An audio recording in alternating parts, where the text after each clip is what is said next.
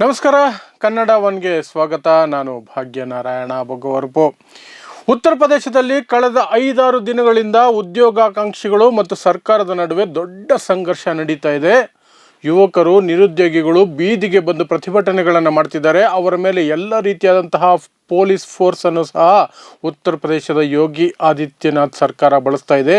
ಅವರ ಮೇಲೆ ಲಾಠಿ ಚಾರ್ಜ್ ಆಗಿದೆ, ಅರೆಸ್ಟ್ಗಳಾಗಿದೆ, ಅವರನ್ನು ಬೀದಿಯಲ್ಲಿ ಎಳೆದಾಡ್ತಿದ್ದಾರೆ. ಯುವಕರು ಸಹ, ಯುವ ಜನತೆಯು ಸಹ, ನಿರುದ್ಯೋಗಿಗಳು ಸಹ ದೊಡ್ಡ ಮಟ್ಟದಲ್ಲಿ ರೆಸಿಸ್ಟೆನ್ಸನ್ನು ಕೊಡ್ತಿದ್ದಾರೆ. ಪ್ರಯಾಗ್ರಾಜಲ್ಲಿರುವಂತಹ UPPSC, ನಮ್ಮ KPSC ರೀತಿಯಲ್ಲೇ ಅಲ್ಲಿ Uttar Pradesh public service commission ಏನಿದೆ, ನೇಮಕಾತಿ ಮಾಡುವಂತಹ ಸಂಸ್ಥೆ, ಆ ಸಂಸ್ಥೆಯ ಮುಂದೆ ಸಾವಿರಾರು ಸಂಖ್ಯೆಯಲ್ಲಿ 10,000, 20,000ದವರೆಗೆ ಯುವಕರು ಸೇರಿಕೊಂಡು ಪ್ರತಿಭಟನೆಗಳನ್ನು ಮಾಡ್ತಿದ್ದಾರೆ. ಆದರೆ 5-6 ದಿನಗಳು ಕಳೆದರೂ ಸಹ ಅಲ್ಲಿನ ಸರ್ಕಾರ ಅವರ ಯಾವ ಬೇಡಿಕೆಗಳನ್ನು ಒಪ್ಪುತ್ತಾ ಇಲ್ಲ.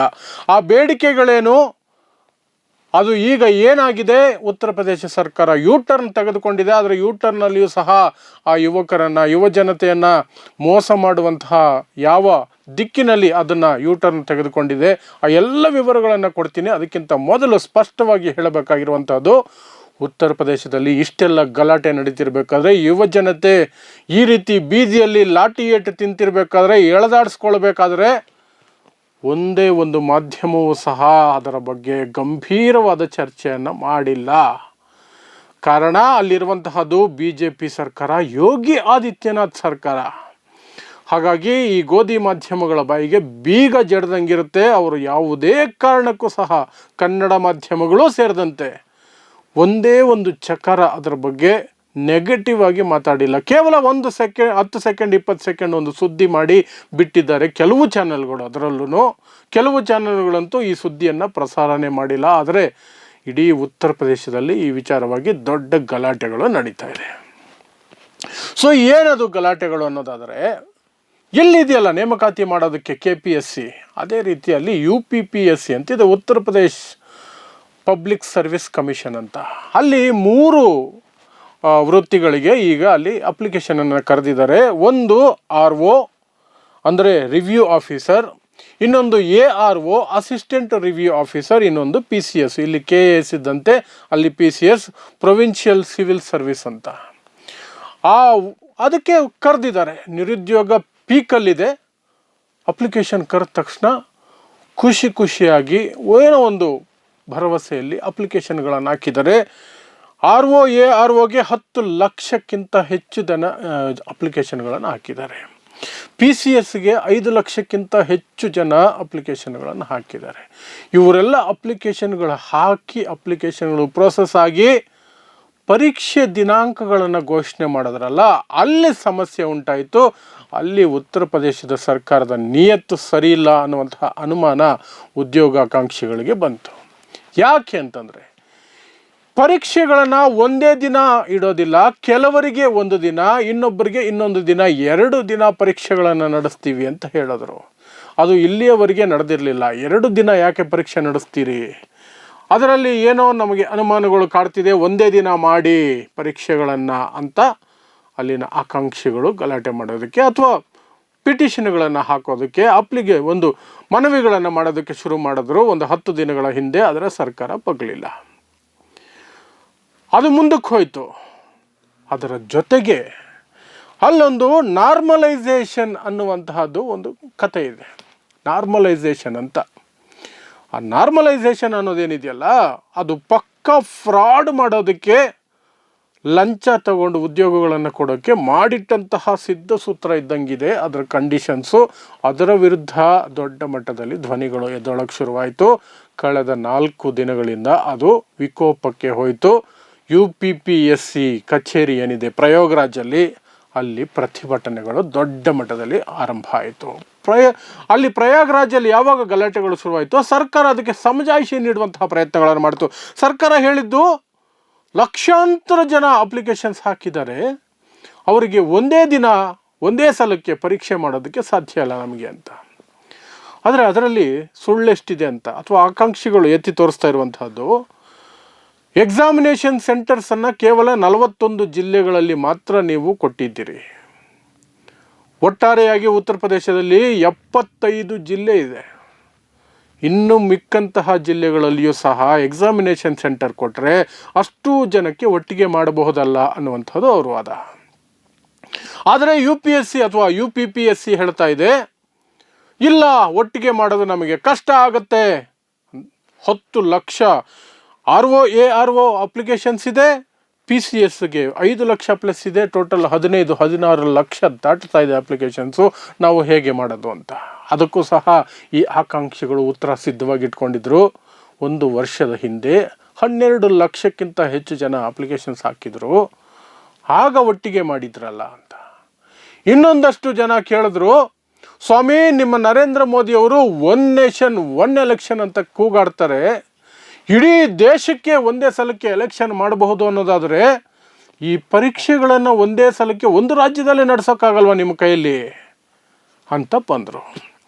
ಅದರ ನಂತರ ಈ ನಾರ್ಮಲೈಸೇಷನ್ ಇದೆಯಲ್ಲ, ಅದರ ಅಂಶಗಳು ತುಂಬ ನಿಮಗೆ ಆ ನಾರ್ಮಲೈಸೇಷನ್ ಅನ್ನುವ ಪದ ಎಷ್ಟು ನಾರ್ಮಲ್ ಆಗಿದೆ ಅಲ್ವಾ, ಆದರೆ ಅದ್ರ ಒಳಗಡೆ ಎಷ್ಟು ಸ್ಟಫ್ ಇದೆ ಅಂದರೆ, ನಾರ್ಮಲೈಸೇಷನ್ ಏನು ಅಂದರೆ ಪರೀಕ್ಷೆ ಒಂದೇ ಸಲ ನಡೆಯಲ್ಲ, ಹಂತವಾಗಿ ನಡೆಸ್ತಾರಲ್ವ. ಕೆಲವರಿಗೆ ಇವತ್ತು, ಕೆಲವರಿಗೆ ನಾಳೆ.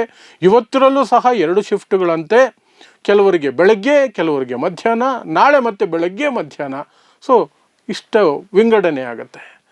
ವಿಂಗಡಣೆ ಆದಾಗ ಒಂದೇ ಕ್ವಶನ್ ಪೇಪರ್ ಕೊಡೋಕ್ಕಾಗಲ್ವಲ್ಲ, ಲೀಕ್ ಆಗ್ಬಿಟ್ಟು ಬೇರೆಯವ್ರು ಕೊಡ್ತಾರೆ. ಬೆಳಗ್ಗೆ ಬರೆದವ್ರು ಮಧ್ಯಾಹ್ನ ಕೊಡ್ತಾರೆ, ಅಥವಾ ಇವತ್ತು ಬರೆದವ್ರು ನಾಳೆ ಅವ್ರಿಗೆ ಕ್ವಶನ್ ಪೇಪರ್ ಕೊಟ್ಬಿಡ್ತಾರೆ. ಅದರಲ್ಲಿ ಅರ್ಥ ಇಲ್ಲ ಪರೀಕ್ಷೆ ಮಾಡೋದಕ್ಕೆ. ಹಾಗಾಗಿ ಅಲ್ಲಿ ನಾರ್ಮಲೈಸೇಷನ್ ಅನ್ನುವಂತಹ ಒಂದು ಸಿಸ್ಟಮನ್ನು ತಂದಿರ್ತಾರೆ.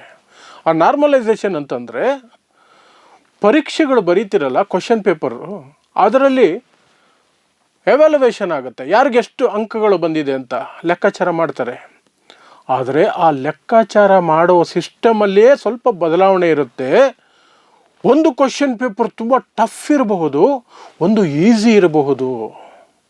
ಹಾಗಾಗಿ ಎರಡನ್ನೂ ಸಮಾನಕ್ಕೆ ತರೋದಕ್ಕೆ ಯಾವ ಕ್ವಶನ್ ಪೇಪರ್ ಟಫ್ ಇದೆಯೋ ಆ ಟಫ್ ಕ್ವಶನ್ ಪೇಪರ್ಸ್ನ ಅಟೆಂಡ್ ಮಾಡಿದವ್ರಿಗೆ ಎಕ್ಸ್ಟ್ರಾ ಮಾರ್ಕ್ಸನ್ನು ಕೊಡ್ತೀವಿ ಅನ್ನೋದು.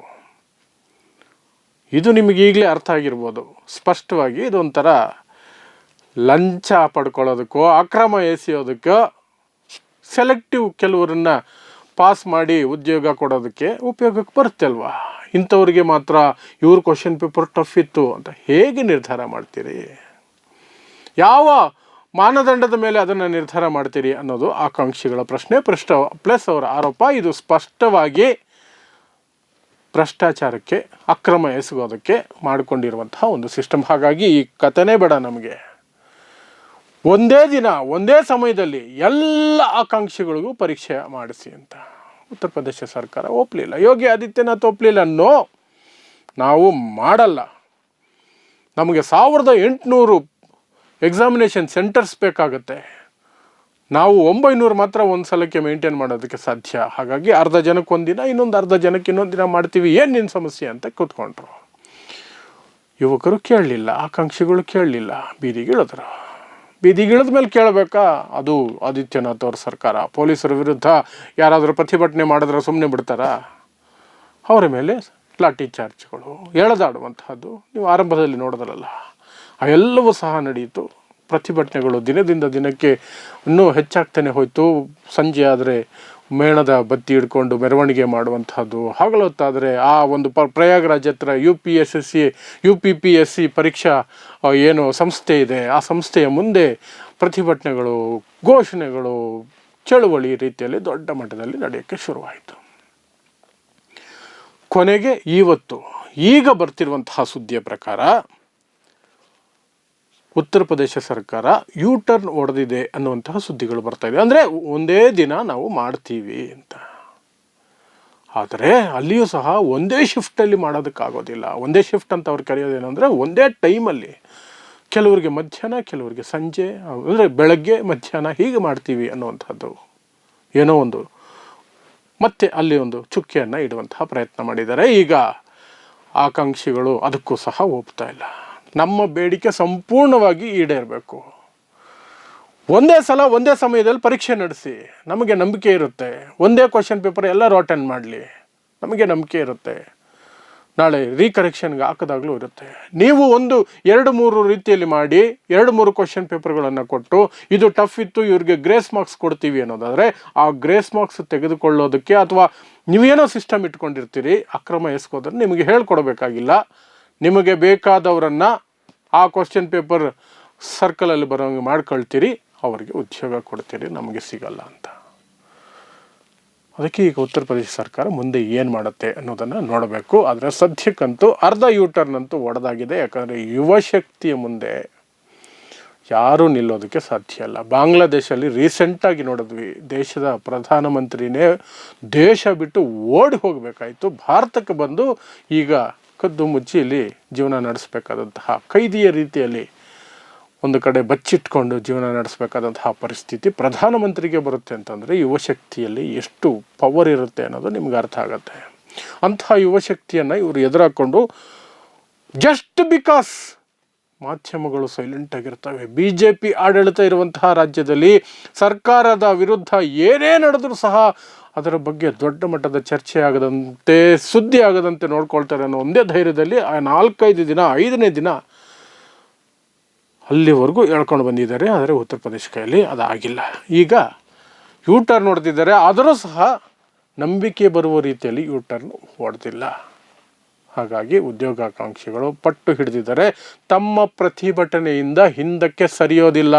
ಇದು ಸರ್ಕಾರದ ತಂತ್ರಗಾರಿಕೆ. ಪ್ರತಿಭಟನೆಯನ್ನು ವಾಪಸ್ ತೆಗೆದುಕೊಳ್ಳುವಂತೆ ಮಾಡೋದಕ್ಕೆ ಅಥವಾ ಪ್ರತಿಭಟನಾಕಾರರನ್ನು ವಾಪಸ್ ಕಳಿಸೋದಕ್ಕೆ ಯಾಮಾರಿಸುವ ತಂತ್ರವಾಗಿ ಒಂದೇ ದಿನ ಮಾಡ್ತೀವಿ ಅಂತ ಹೇಳ್ತಿದ್ದಾರೆ. ಆದರೆ ಒಂದೇ ಶಿಫ್ಟಲ್ಲಿ ಮಾಡ್ತೀವಿ ಅಂತ ಪ್ರಾಮಿಸ್ ಮಾಡ್ತಿಲ್ಲ. ಅದು ಸಹ ಮೌಖಿಕ ಆದೇಶವನ್ನು ಕೊಡ್ತಿದ್ದಾರೆ ಅಥವಾ ಹೇಳಿಕೆಯನ್ನು ಕೊಡ್ತಿದ್ದಾರೆ. ಲಿಖಿತವಾಗಿ ನಮಗೆ ಬೇಕು ಒಂದೇ ದಿನ ಒಂದೇ ಶಿಫ್ಟಲ್ಲಿ, ಅಂದರೆ ಒಂದೇ ಸಮಯದಲ್ಲಿ ಪರೀಕ್ಷೆಗಳು ನಡೆಯಬೇಕು, ಎಲ್ಲರೂ ಒಟ್ಟಿಗೆ ಅಟೆಂಡ್ ಮಾಡಬೇಕು. ಇದು ಸದ್ಯಕ್ಕೆ ಬಿಕ್ಕಟ್ಟು ಪರಿಹಾರ ಆಗಿಲ್ಲ. ಆದರೆ ನಮ್ಮ ಮಾಧ್ಯಮಗಳು ಅದರ ಬಗ್ಗೆ ಸುದ್ದಿ ಮಾಡಲ್ಲ, ಚರ್ಚೆ ಮಾಡಲ್ಲ. ಸುದ್ದಿ ಮಾಡಿದ್ರು ಕೂಡ ಸಣ್ಣದೊಂದು ಸೈಡಲ್ಲಿ ಹಂಗೆ ತಳ್ಳು ಬಿಸಾಕ್ಬಿಡ್ತಾರೆ. ನಾವು ಮಾಡಿಲ್ಲ ಅಂತ ಯಾರೂ ಆರೋಪ ಮಾಡಬಾರ್ದು, ಸುದ್ದಿ ನಾವು ಮಾಡಿದ್ದೀವಿ ಅನ್ನೋ ರೀತಿಯಲ್ಲಿ. ಇದು ಸದ್ಯಕ್ಕೆ ಉತ್ತರ ಪ್ರದೇಶದಲ್ಲಿ ನಡೀತಾ ಇರುವಂತಹ ಯುವಶಕ್ತಿ ವರ್ಸಸ್ ಯೋಗಿ ಆದಿತ್ಯನಾಥ್ ಸರ್ಕಾರ. ನೋಡ್ತಾ ಇರಿ ಸಮಾಜಕ್ಕಾಗಿ ಕನ್ನಡ 1 ನ್ಯೂಸ್. ನಮಸ್ಕಾರ.